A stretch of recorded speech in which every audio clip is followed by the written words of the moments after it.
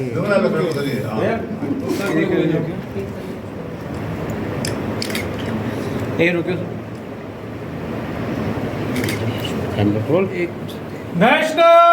Conference कादे सानी doctor Farooq Abdullah जनाब उमर अब्दुल्ला साहब जनाब अजय दोदरा साहब रतनलाल गुप्ता जी जिंदाबाद। ऐसा ही बोला करो ना यार।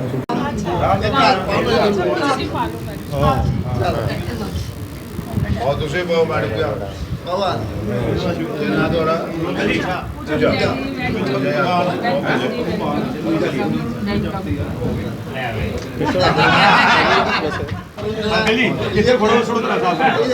सड़ोदर साहब, जिस तरह से नेशनल कॉन्फ्रेंस में मजबूती लगातार देखी जा रही है और इंडिया ब्लॉक के तहत आप लोग चुनाव भी चल रहे हैं, आज इन्होंने भी पार्टी में यहाँ पर आपने इनका स्वागत किया है। किस तरह से आप देख रहे हैं नेशनल कॉन्फ्रेंस की लगातार जो है वो विस्तार भी हो रहा है और पार्टी स्ट्रेंथन है। मैंने आपको कहा कि जहाँ तक तल्लक है इंडिया ब्लॉक का, इंडिया ब्लॉक जो है पूरे देश में एक अलायंस बना है जो तमाम अपोजिशन पार्टियां इकट्ठी हुई हैं और अलायंस की जो सोच थी वो ये है कि बीजेपी ने पिछली दफ़ा 37% वोट लिए और 63% वोट जो थे वो अपोजिशन के थे। आज 63% वोट इकट्ठे होंगे और परमात्मा ने चाहा तो इंडिया ब्लॉक जीतेगा। और हमारी नेशनल कॉन्फ्रेंस की कोशिश है कि जम्मू में, ख़ासकर जम्मू सूबा में 2 सीटें कांग्रेस के खाते में पड़ी हैं, हम उसकी मदद करें, उनको सपोर्ट करें। रमन वल्ला हैं, लाल सिंह जी हैं, इनकी सपोर्ट करें, इनको कामयाब करें।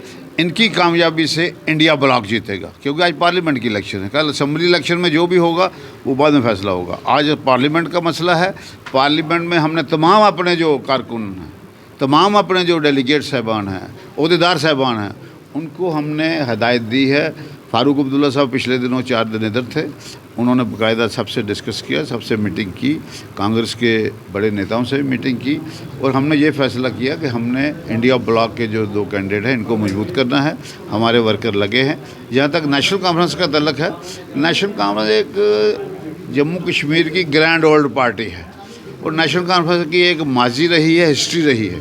नेशनल कॉन्फ्रेंस आज अगर आप जब कहते हैं जम्मू कश्मीर हिंदुस्तान का टूट हिस्सा है तो इसमें नेशनल कॉन्फ्रेंस का भी अहम रोल है, क्योंकि उस वक्त महाराजा साहब ने जो इंस्ट्रूमेंट ऑफ एक्सेशन साइन किया तो उसके बाद ये आ गया कि 2 नेशन थ्योरी बन गई कि जो हिंदू भाई हैं वो जाएंगे हिंदुस्तान में, मुस्लिम भाई पाकिस्तान में। मगर नेशनल कॉन्फ्रेंस की उस वक्त की क़यादत ने, शेर कश्मीर ने 2 नेशन थ्योरी को रिजेक्ट किया और उन्होंने कहा नहीं, हम महात्मा गांधी और जवाहरलाल नेहरू के हिंदुस्तान के साथ जाएंगे। उन्होंने अपना जो अहलाक था उसको सही मायने में ट्रांसलेट किया, लोगों का रुख उधर किया, जो लोगों का रुख उधर था, लोगों का रुख इधर किया। और आज हम बड़े शान से कहते हैं जम्मू कश्मीर हिंदुस्तान का टूट हिस्सा है, हमारा ताज है, तो वो ताज जो है बनाने में नेशनल कॉन्फ्रेंस का भी अहम रोल है। और यहाँ तक तल्लक है बदकिस्मती जम्मू कश्मीर की कि बीजेपी ने जम्मू के ताज के 2 टोटे कर दिए, 2 यूटी बना दी, स्टेट का दर्जा कम कर दिया। हम कभी कभी अपने आप में सोचते हैं कि किसी को क्या कहे। कोई कहते हैं आप कौन सी रियासत से हैं, तो हमको आज शर्म आती है, क्योंकि हम तो इतनी बड़ी रियासत के बशिंदे थे।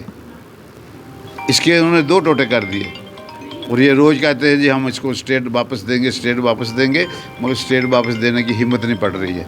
आज बीजेपी के पास कैंडिडेट नहीं है खड़े करने के लिए। आपके अनंतनाग और जो रजौरी पुंछ का इलेक्शन है उसके लिए इनके पास कैंडिडेट नहीं है। और मैंने आपको कहा, मैं ये भी सुन रहा हूँ, अब पता नहीं मैं गलत भी हो सकता हूँ, कि ये रजौरी पुंछ की डेट आगे कराने के पीछे लगे हैं कि हमारे पास कैंडिडेट कोई नहीं है। तो ऐसे लग रहा है कि शायद बीजेपी ने अपनी जो हार है वो जम्मू कश्मीर में पहले ही एक्सेप्ट कर ली है। सर, फ्रेंच मीडिया की एक रिपोर्ट है जो कहती है कि इंडिया सिर्फ 1 कदम की दूरी पर रह गया ऑटोक्रेसी से। आप इस बात से सहमति रखते हैं? किससे 1 कदम दूरी पे रह गया? Dictatorship and autocracy.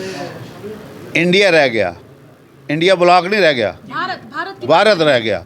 इसीलिए तो हम खड़े हुए हैं, इसीलिए तो इंडिया ब्लॉक बना है कि हम डेमोक्रेसी को मजबूत करना चाहते हैं, हम सेकुलरिज्म को मजबूत करना चाहते हैं, हम सोशलिज्म को मजबूत करना चाहते हैं, हम डिक्टेटरशिप की तरफ नहीं जाना चाहते। क्योंकि हमने हमेशा अगर जम्मू कश्मीर में खासकर वोट का हक दिलवाया वो नेशनल कॉन्फ्रेंस ने दिलवाया। और जब शेर कश्मीर का उस वक्त नारा था 47 में, सरदारी अवाम का हक है, ये शेख साहब ने उस वक्त नारा दिया था। शेख साहब ने जो जो नारे दिए आज वो रेलेवेंट होते जा रहे हैं, ज़्यादा रेलेवेंट हैं। अगर उसने उस वक्त कहा शेर कश्मीर का क्या इरशाद, हिंदू मुस्लिम से किताब, तो आज वो नारा कितना रेलेवेंट है। ये जो इंडिया ब्लॉक बना है ये उसकी एक बेस ये भी है।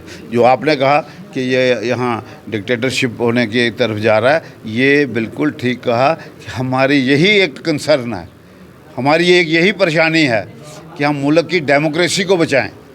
हमारे देश की डेमोक्रेसी का लोया पूरी दुनिया में माना जाता है।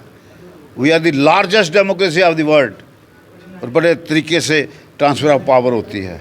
यहाँ कोई खून खराबे या जदोजहद उस किस्म की नहीं होती। लोग जो फैसला करते वो होता है। 10 साल चलिए झूठ बड़ी गल।